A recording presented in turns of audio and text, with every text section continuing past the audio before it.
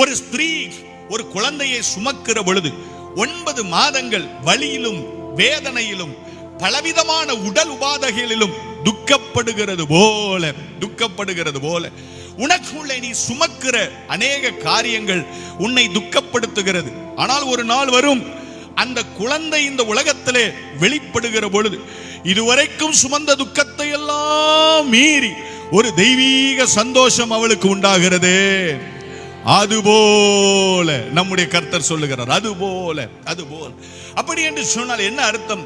9 மாதங்கள் 9 நாட்கள் ஒரு ஸ்திரீ காத்திருக்க வேண்டியது அவசியம் போல, சபையே, தெய்வ ஜனமே, தேவன் உனக்கு நியமித்து வைத்திருக்கிற நாட்கள் வரைக்கும், தேவன் உனக்கு குறித்து வைத்திருக்கிற நாட்கள் வரைக்கும், ஸ்தோத்திரம், நீ ஒரு நம்பிக்கையோடு ஒரு சந்தோஷத்துக்காக காத்திருக்க வேண்டியது அவசியமாயிருக்கிறது.